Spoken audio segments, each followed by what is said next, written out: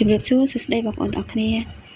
ចាថ្ងៃនេះគឺនាងខ្ញុំចង់បង្ហាញអំពីរបៀបធ្វើការរំដួលចាសម្រាប់ការរំដួលនេះគឺងាយស្រួលទេគឺដំបូងគឺយើងត្រូវយកលោះកាំញីមួយដើមយើងកាត់ជា2ដែលមានប្រវែង15សង់ទីម៉ែត្រមកធ្វើជាស្រទាប់ខាងក្រៅចំណែកឯស្រទាប់ខាងក្នុងគឺយើងយកលោះកាំញីមួយដើមយើងបត់វាជា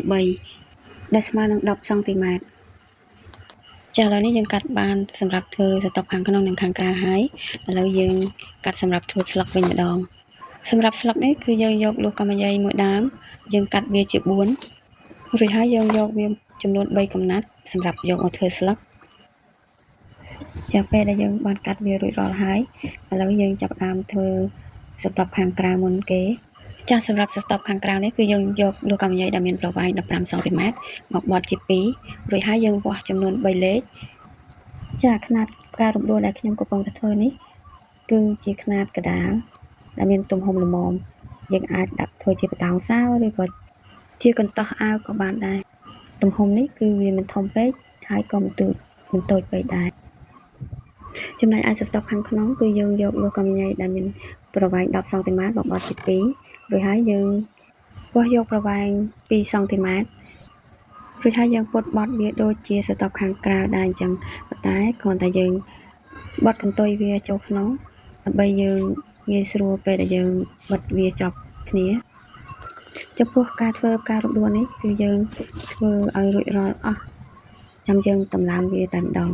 ចំណែកឯស្លឹកគឺងាយស្រួលធ្វើជាងគេគឺយើងគ្រាន់តែយក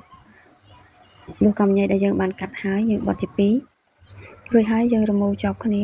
យើងពុតវាឲ្យចេញជារាងស្លឹកប៉ុណ្ណឹងគឺជាការស្រេចនៅពេលដែលយើងធ្វើរួចរាល់អស់ហើយហើយយើងចាប់ផ្ដើមតម្លើងវាចាំមុនដំបូងគឺយើងបិទស្រទាប់ខាងក្រៅឲ្យជាប់គ្នាជាមុនសិនពេលដែលយើងបិទចប់បានល្អហើយយើងត្រូវកាត់ស្នូលខាងក្នុងនឹងចេញដើម្បីងាយស្រួលពេលដែលយើងបិទបណ្ដូលផ្កាទៅវាចប់បានល្អចានេះគឺយើងចាប់ផ្ដើមគុំស្រទាប់ខាងក្នុងនៃការរំដួលសម្រាប់ស្រទាប់ខាងក្នុងនេះយើងត្រូវធ្វើទំហំសន្លឹកផ្កាហ្នឹងឲ្យប៉ុនគ្នាដល់ពេលដែលយើងគុំទៅគឺវាបានរាងមូលស្អាតចំពោះការធ្វើការរំដួលនេះគឺមានរបៀបធ្វើផ្សេងគ្នាអ្នកខ្លះគឺគាត់គុំបណ្ដូលផ្កាជាមុនសិន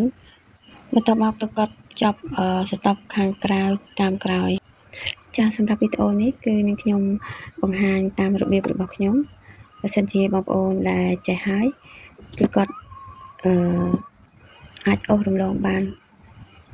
តែសម្រាប់បងប្អូនដែលមិនទាន់ចេះសោះបងប្អូនអាចមើលវីដេអូនេះ